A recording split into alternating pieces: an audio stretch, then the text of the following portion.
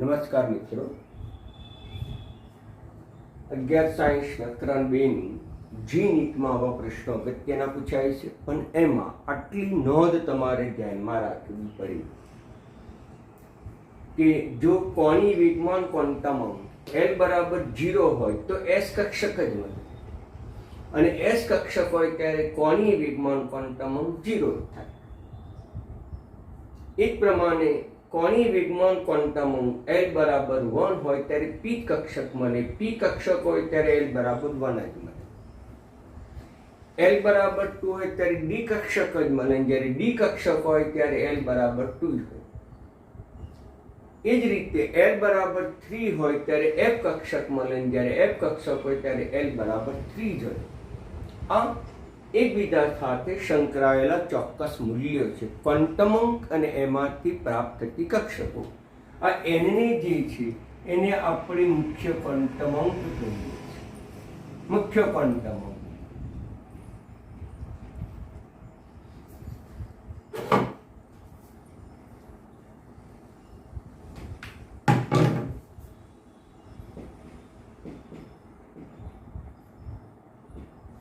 Quantum આ એનને જે છે એ આપણે મુખ્ય ક્વોન્ટમ અંક ગણીએ છીએ, અને આપણે ગૌણ ક્વોન્ટમ અંક તરીકે ઓળખીએ છીએ, અને આને આપણે ચુંબકીય ક્વોન્ટમ અંક તરીકે ઓળખીએ છીએ. આમ ક્વોન્ટમ અંક ત્રણ છે: મુખ્ય, ગૌણ અને ચુંબકીય. મુખ્ય ક્વોન્ટમ અંક તો સરળતાથી નક્કી કરી શકાય કે એની આગળ જે કંઈ સહગુણક લખ્યો છે તે તેનો મુખ્ય ક્વોન્ટમ અંક. પરંતુ ચુંબકીય ક્વોન્ટમ અંક જો તમારે નક્કી કરવો હોય તો તમારે ધ્યાનમાં રાખવું પડે કે જ્યારે પણ H કક્ષક હોય ત્યારે ચુંબકીય ક્વોન્ટમ અંકનું મૂલ્ય 0 જ હોય.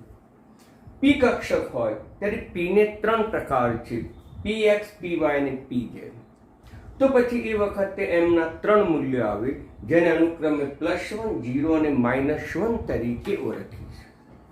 તે જ પ્રમાણે ડી કક્ષક માટે મિત્રો, ડી કક્ષક 5 પ્રકારની છે, એમાં 5 મૂલ્યો પ્રાપ્ત થાય ત્યારે ડી કક્ષક, અને એ વખતે એમના જે મૂલ્યો છે એમના મૂલ્યો +2, +1, 0, -2, -1, જેને અનુક્રમે આપણે dxy, dxz, dy2, dx2, y2, dz2 તરીકે ઓળખવામાં આવે છે.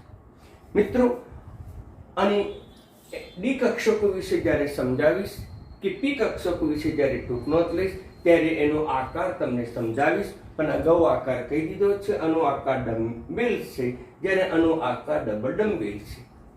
આપણે તો MCQ ની અંદર કોઈ પણ કક્ષક આપેલી હોય તો એની સાથે સંકળાયેલા 3 ક્વોન્ટમ અંક કયા: મુખ્ય, ગૌણ અને ચુંબકીય, એ જ નક્કી કરવું છે. તો આટલી બાબતો તમારે ધ્યાનમાં અવશ્ય રીતે રાખવી, એની નોંધ પણ મિત્રો કરી રાખવી અને નોંધ કરવાની. હવે પહેલી કક્ષક લઈએ આપણે 2px. આ 2px કક્ષક લઈએ તો પછી મુખ્ય ક્વોન્ટમ અંક કેટલો? તો આ કક્ષકની આગળ લખેલો સહગુણક કયો છે? 2. તો 2 એ એનો મુખ્ય ક્વોન્ટમ અંક છે. તો ગૌણ ક્વોન્ટમ અંક કયો? તો P કક્ષક માટે ગૌણ ક્વોન્ટમ અંક તમને આપી દીધો છે 1, એટલે અહીંયા બની જશે 1. હવે ચુંબકીય ક્વોન્ટમ અંક એટલે કે એમની કિંમત કેટલી? તો મિત્રો તમને એ આપી છે કે Px હોય તો Px ની કિંમત આવી જાય +1, તો ચુંબકીય ક્વોન્ટમ અંકનું મૂલ્ય થઈ જશે +1.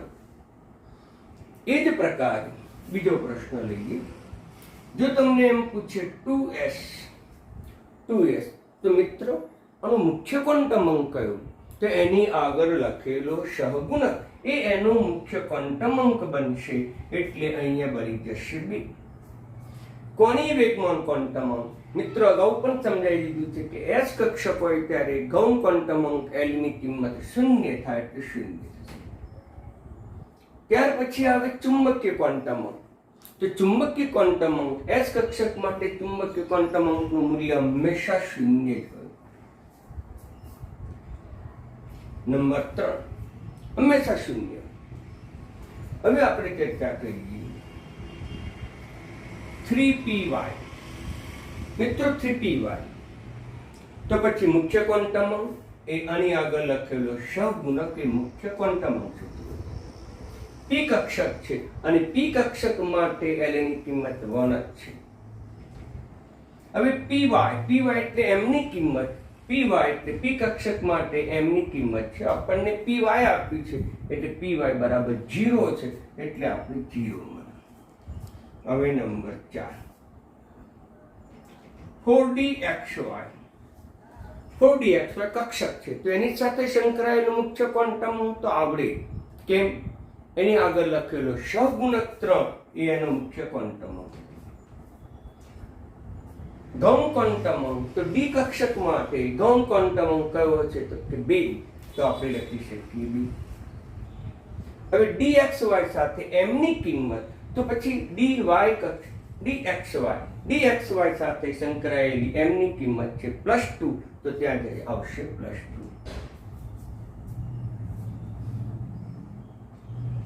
1s કક્ષક છે તો 1s કક્ષક સાથે સંકળાયેલા ક્વોન્ટમ અંક કયા? તો 1s કક્ષક સાથે સંકળાયેલો ક્વોન્ટમ અંક તો એની આગળ લખેલું સહગુણક 1 બતાવે તો 1. s કક્ષક માટે l ની કિંમત કેટલી બની જશે? 0, તો પછી 0. અને s કક્ષક માટે m ની કિંમત પણ 0 જ આવશે. એ 0 જે મેં તમને અગાઉ કોષ્ટકમાં સમજાવ્યું હતું અને એ કોષ્ટકનું સારાંશ સ્વરૂપે મેં આ મોસ્ટ ઇમ્પોર્ટન્ટ નોટ્સ તમને લખી દીધી. અને આ તમે યાદ રાખો તો તમને કોઈ પણ કક્ષક આપે તો તમે સરળતાથી નક્કી કરી શકો. ધારો કે લઈએ 5dz². 5dz² તો પછી સહગુણક કેટલો? એની આગળ લખેલો સહગુણક 5, એ 5 સહગુણક છે માટે મુખ્ય ક્વોન્ટમ અંક 5 થશે. ગૌણ ક્વોન્ટમ અંક ડી કક્ષક માટે ગૌણ ક્વોન્ટમ અંક 2 છે તો આપણે 2 થશે. dz² અને dz² માટે કિંમત આપણને લઈ લીધી છે -1, તો આપણને થશે -1.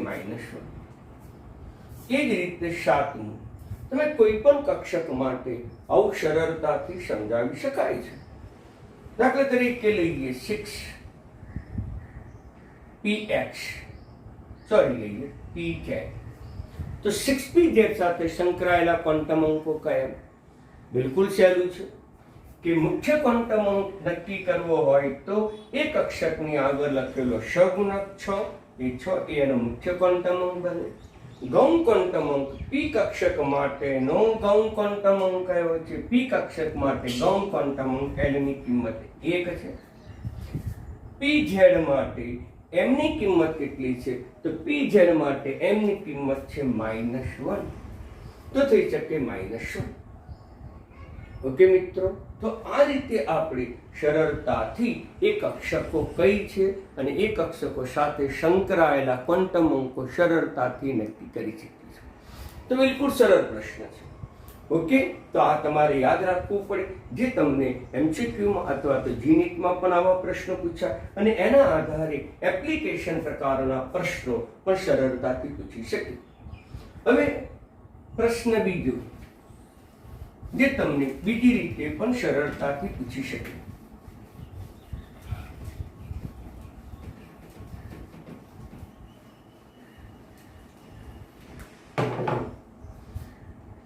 n જ લખે. n એટલે શું? તો કે મુખ્ય ક્વોન્ટમ અંક. l એટલે શું? તો કહી શકાય કે કોણીય વેગમાન ક્વોન્ટમ અંક. અને m એટલે શું? તો કે ચુંબકીય કોણ ના મૂલ્યોને આધારે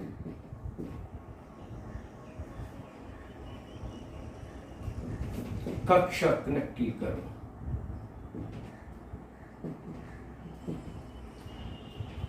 આ બીજો પ્રશ્ન છે, એ પણ ઇમ્પોર્ટન્ટ છે. જે પેલા કરતા બિલકુલ વિરુદ્ધ. તમને કક્ષક આપ્યું હતું એની ઉપરથી n, l, m નક્કી કર્યું હતું. હવે પ્રશ્ન બદલાઈ ગયો. તમને મુખ્ય ક્વોન્ટમ અંક આપેલું હોય, ગૌણ ક્વોન્ટમ અંક આપેલું અને ચુંબકીય ક્વોન્ટમ અંક આપ્યું, અને તેના આધારે તમારે કિંમતો નક્કી કરવાની છે અને તેના આધારે તમારે કક્ષક નક્કી કરવાનું. એટલે ક્વોન્ટમ અંક 3 આપ્યા છે આપણને. એક મુખ્ય ક્વોન્ટમ અંક જેને n કહીશું, બીજું કોણીય વેગમાન ક્વોન્ટમ અંક. કોણીય વેગમાનને આપણે ગૌણ ક્વોન્ટમ અંક તરીકે પણ ઓળખીએ છીએ. અને ગૌણ ક્વોન્ટમ અંક અથવા કોણીય વેગમાન ક્વોન્ટમ અંક એની કિંમત આપણે L અથવા શૂન્ય L છે. અને અહીંયા લઈએ ચુંબકીય ક્વોન્ટમ અંક એની શૂન્ય M છે. તો પછી એના આધારે કઈ કક્ષક નક્કી થાય? એક કક્ષક નક્કી થાય. તો પછી પહેલો પ્રશ્ન થશે n બરાબર 2, l બરાબર 1 અને m બરાબર પણ 1. તો પછી કઈ કક્ષક નક્કી થાય? તો પહેલા તો તમે કોણીય વેગમાન ક્વોન્ટમ અંક અથવા ગૌણ ક્વોન્ટમ અંક અથવા l ને આધારે કઈ કક્ષક છે નક્કી કરો. l બરાબર 1 છે તો l બરાબર 1 હોય ત્યારે કઈ કક્ષક મળી? p કક્ષક. તો આપણને p કક્ષક પ્રાપ્ત. હવે મુખ્ય ક્વોન્ટમ અંક કેટલો છે? 2. એટલે એની આગળ આપણે 2p લખવો પડે. એટલે કે બીજી કક્ષામાં છે એટલે 2p કક્ષક. હવે p કક્ષક તો 3 છે. px પણ છે, py પણ છે અને pz છે. આ ત્રણમાંથી કઈ? તો પછી m ની કિંમત ધ્યાનમાં લેવી પડે. m ની કિંમત કેટલી છે? 1. તો m ની કિંમત 1 હોય ત્યારે આપણને કઈ કિંમત મળે? px કિંમત પ્રાપ્ત થાય. તો આપણને px કક્ષક પ્રાપ્ત થાય. હવે ઉલટો પ્રશ્ન પૂછી શકાય. આગળનો પ્રશ્ન શું હતો? તમને કક્ષક આપી હતી, એના આધારે ક્વોન્ટમ અંકો નક્કી કરવાના હતા. આ બીજો પ્રશ્ન શું છે? ક્વોન્ટમ અંક આપ્યા છે, એને આધારે કક્ષક નક્કી કરવાના. આ નંબર 2 310. 310 તો કઈ કક્ષક? તો કોણીય વેગમાન ક્વોન્ટમ અંક નક્કી કરો. તો l બરાબર તમને 1 આપ્યું છે અને 1 આપ્યું છે ત્યારે p કક્ષક પ્રાપ્ત થાય. પણ એનો સહગુણક કેટલો? તો સહગુણક n એટલે કે 3 થાય એટલે 3p થાય. પણ p કક્ષકો તો 3 છે, px, py, pz. તો પછી ચુંબકીય ક્વોન્ટમ અંક 0 છે. તો અહીં ચુંબકીય ક્વોન્ટમ અંક 0 હોય તેવી py કક્ષક પ્રાપ્ત થાય. એટલે મિત્રો આપણને 3py મળશે. ત્રીજું લઈએ આપણે.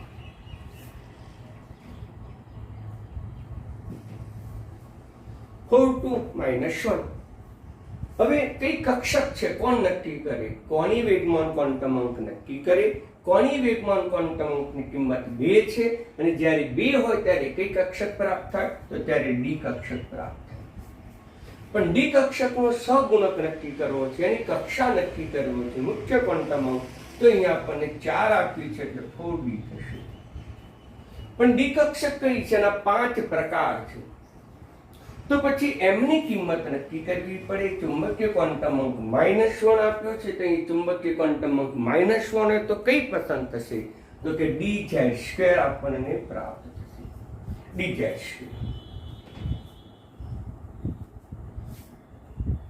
420 આવું પણ બોલાય.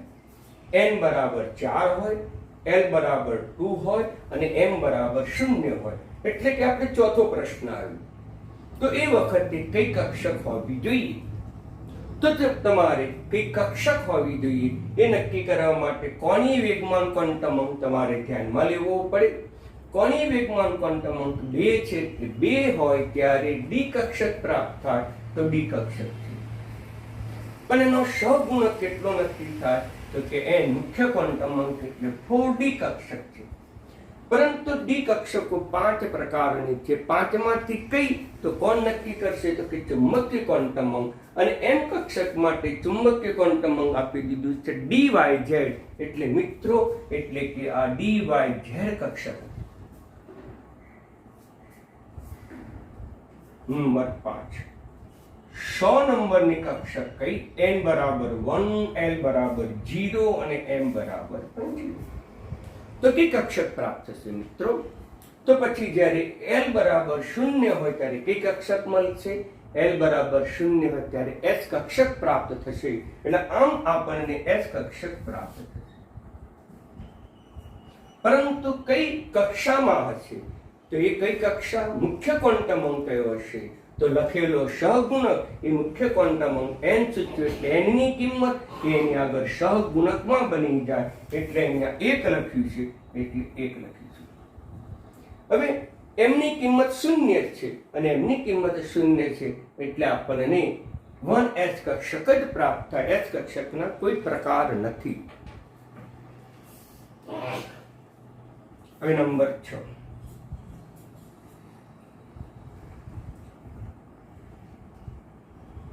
$210 નંબર.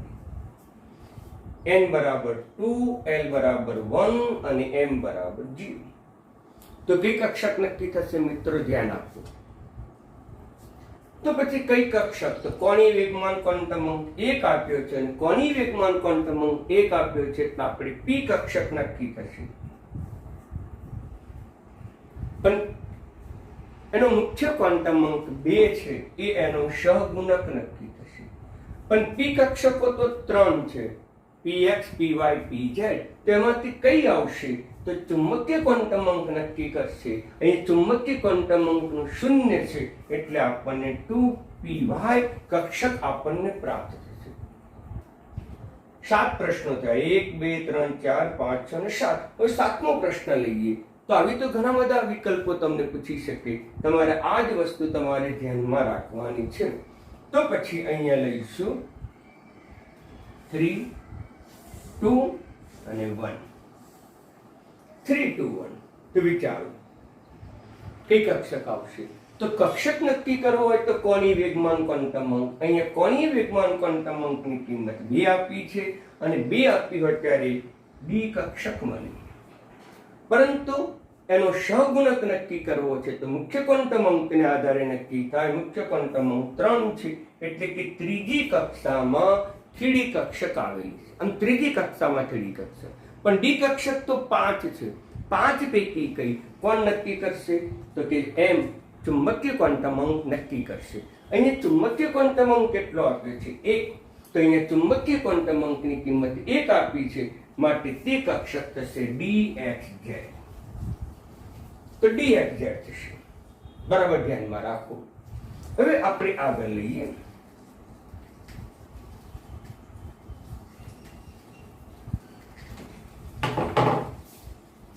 8મો પ્રશ્ન. 2 to 0. મિત્રો 2 to 0. તો કોણીય વેગમાન ક્વોન્ટમ અંક કયો? તો કોણીય વેગમાન ક્વોન્ટમ અંક 2 એટલે બીજી 2 હોય ત્યારે કઈ કક્ષક નક્કી થઈ તો કરી દીધું. હવે એનો સહગુણક કેટલો? 2 એટલે 2D કક્ષક આવશે. મિત્રો નક્કી કરો 2D કક્ષક. શું આ શક્ય છે ખરું? બરાબર ધ્યાનમાં રાખો. તો પછી મેં તમને ગઈ વખત સમજાવ્યું હતું. આ પહેલી કક્ષક છે. પહેલી આ કક્ષકમાં 1s કક્ષક હોય, બીજી કક્ષામાં 2s અને 2p હોય, ત્રીજી કક્ષા જ્યારે આપણે લઈએ ત્યારે 3s, 3p અને 3. મિત્રો આટલી વસ્તુ તો ધ્યાનમાં જ રાખવી જ પડી. પહેલી કક્ષામાં 1s એક જ, બીજી કક્ષામાં s અને p, ત્રીજીમાં s, p, d. ચોથી કક્ષા હોય તો એક એક વધતી જાય. 4s, 4p, 4d અને 4f. પાંચમી કક્ષા હોય તો 5 કક્ષકો આવે. s, p, d, f અને g. જો પાંચમી કક્ષા તમે લો, આ ચોથી કક્ષા પાંચમી, તો પછી 5s પણ આવે, 5p પણ આવે, 5d પણ આવે, 5f પણ આવે, 5g. 1, 2, 3, 4 અને 5. પહેલી કક્ષા તો પહેલી એક જ કક્ષક 1s, બીજી કક્ષા તો s અને p, ત્રીજી કક્ષા એટલે s, p, d, ચોથી કક્ષા એટલે 4s, p, d, f, પાંચમી કક્ષા એટલે 5s, p, d, f, g. આમ 5 સરળ છે. ધ્યાન રાખો. એટલે કહી શકાય કે કોઈ પણ કક્ષામાં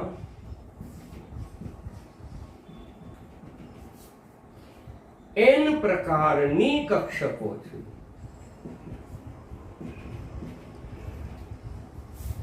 આ ઇમ્પોર્ટન્ટ વિધાન છે. કોઈ પણ કક્ષામાં n પ્રકારની કક્ષકો છે. આપણે લઈએ કક્ષા અને પછી એમાં લઈએ કક્ષકો. આ પહેલી કક્ષા કક્ષા એટલે n, પહેલી કક્ષા તો કક્ષક પણ એક જ હોય, n જ પ્રકારની, n કક્ષામાં n પ્રકારની કક્ષકો. એટલે કક્ષા પહેલી લીધી તો પછી કક્ષક પણ એક, કક્ષકો પણ એક જ હોય. કઈ કક્ષક છે તો કે 1s છે. જુઓ હવે તમે બીજી કક્ષા લો, n બરાબર કેટલા લીધા 2, તો કેટલા પ્રકારની કક્ષકો હોય તો કે 2 પ્રકારની કક્ષકો. તો પછી કક્ષકોના પ્રકાર, તો અગત્યનું વિધાન છે, કોઈ પણ કક્ષામાં n પ્રકારની કક્ષકો છે. તો તમે n બરાબર 2 લો તો કેટલા પ્રકારની કક્ષકો તો કે 2. કઈ 2 પ્રકારની કક્ષકો તો s અને p, જેને આપણે 2s 2p તરીકે ઓળખીએ છીએ. અહીંયા s કક્ષક છે, આ પણ 2s છે. આગળ લખેલો અંક સહગુણક એ એની કક્ષા સૂચવે છે. આ 1s એટલે પહેલી કક્ષામાં છે, 2s એટલે બીજી કક્ષામાં છે, 3s એટલે ત્રીજી કક્ષામાં છે, 4s એટલે ચોથી કક્ષામાં છે, 5s એટલે પાંચમી કક્ષામાં છે. આમ એની આગળ લખેલો અંક એ કઈ કક્ષામાં આવેલું છે એ સૂચવે છે. હવે તમે કક્ષા ત્રીજી લો, ત્રીજી કક્ષા, તો ત્રીજી કક્ષામાં 3 પ્રકારની કક્ષકો હશે. 3 પ્રકારની કક્ષકો જો છે ત્રીજી કક્ષામાં, s, p અને d. તો 3 પ્રકારની કક્ષકો છે s, p અને d. જો તમે ચોથી કક્ષા લો, ચોથી કક્ષામાં 4 પ્રકારની કક્ષકો હશે. અને ચોથી કક્ષામાં 4 પ્રકારની કક્ષકો કઈ તો s, p, d અને f. તો 4 પ્રકારની કક્ષકો s, p, d અને f. હવે તમે પાંચમી કક્ષા લો, પાંચમી કક્ષામાં 5 પ્રકારની કક્ષકો હોય, 5 પ્રકારની. મિત્રો કઈ 5 પ્રકારની તમને સરળતાથી આવડશે. કઈ 5 પ્રકારની નક્કી કરો.